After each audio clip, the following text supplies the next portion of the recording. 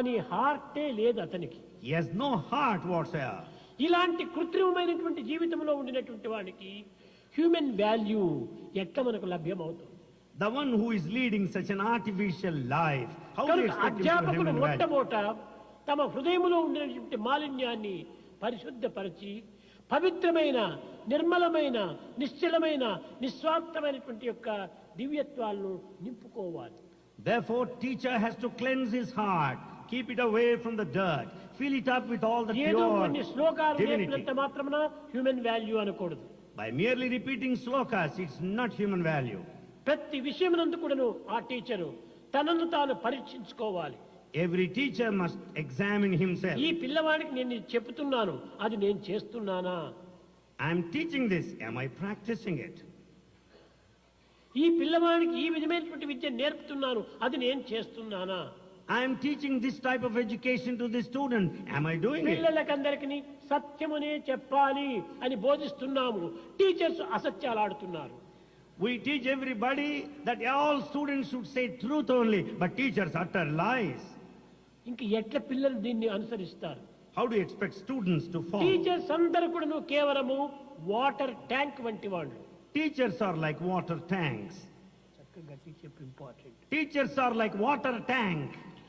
ఈ water tank లోపల పవిత్రమైన జలం నింపుకున్నప్పుడే ట్యాప్స్ లో పవిత్రమైన జలం వస్తుంది. When we fill it up the water tank with pure water, you get the pure water out of the tap.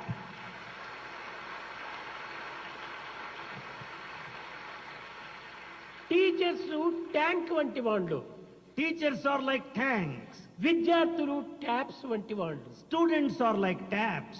కనుకనే మొట్టమొదట ట్యాంకును పరిశుద్ధం చేయాలి. Therefore, we should clean the tank. యద్భావం తద్భవతి, ఎట్టి జలమో అట్టి జలమే మనకు లభ్యమవుతుంది. As is the water in the tank, so is the water that you get out of the tap. కనుక అధ్యాపకులు త్యాగములకు సంసిద్ధులుగా ఉండాలి. Therefore, a teacher must be prepared for sacrifice. త్యాగీనేకి అమృతత్వ మానసో. It's only out of sacrifice he gets ఈనాటి immortality. అధ్యాపకులకు త్యాగం అంటే ఏమిటో తెలియటం లేదు. Teachers today do not have any idea of sacrifice. మేము టీచ్ చేస్తున్నాము, We say we teach. ఇదే మా త్యాగము. This is sacrifice. ఎట్లా చేస్తున్నారు teaching? How is he teaching? ఒకటికి 10 డబ్బు తీసుకొని టీచ్ చేస్తున్నారు, ఇది త్యాగం అవుతుందా? He teaches receiving 10 times money. Can that be sacrifice? ఇది త్యాగమే కాదు, It's no ఇది sacrifice. మోసం అవుతుంది. It is deceit. Not sin, cheating. It is cheating.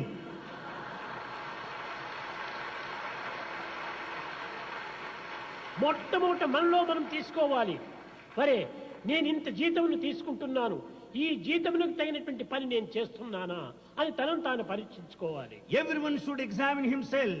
I am receiving so much of salary. Am I working accordingly? Salary దండిగా, పని చిన్నదిగా.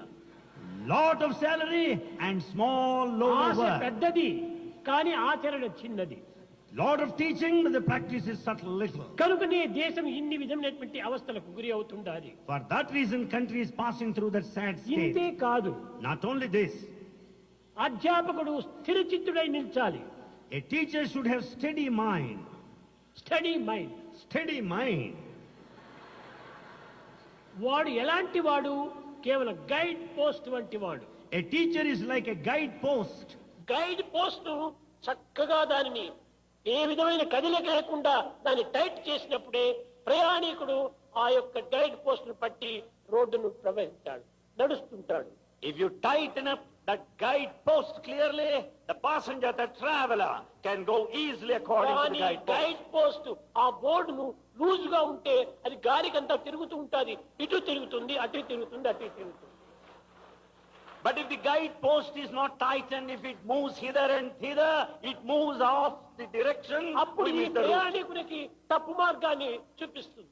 Then the passenger will have wrong direction. కనుకనే మొట్టమొదటి అధ్యాపకుడు చిరుచిత్తుడై ఉండాలి. Therefore, a teacher should have steady mind in the first instance. ఆ study mind ఉండినప్పుడే పిల్లలకు చెప్పేటువంటి అధికారం కూడా ఉంటుంటుంది. Then only he will have authority to teach when he has got steady ఈనాటి mind. పిల్లలు గొప్ప తెలివితేటలు గలవారు.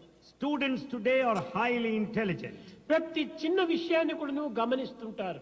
They watch every simple thing. Teacher చెప్తున్నాడు, A teacher is telling. తాను ఏమి చేస్తున్నాడు అది చూస్తున్నారు. What is he doing? They observe. కనుకనే తాను చెప్పినవి చేసినప్పుడే పిల్లలకు టీచర్ పైన గౌరవము మర్యాద కూడాను వచ్చి దానిని అనుసరించడానికి ప్రయత్నిస్తారు. The teacher will earn the respect and courtesy from the students if he follows in accordance to what he teaches. Teacher చెప్పిన దానిని చేయకపోయినప్పుడు టీచర్స్ గౌరవించరు. ఈ టీచర్ని ఏమాత్రం కూడాను వాళ్ళు అనుసరించరు. The students will never give any respect, will never follow the teacher if he doesn't practice కనుక what మన he says. గౌరవాన్ని మనమే పోగొట్టుకుంటున్నాం. Therefore we lose our own respect. First be, First be, next do, next do, third tell. then third declare, tell.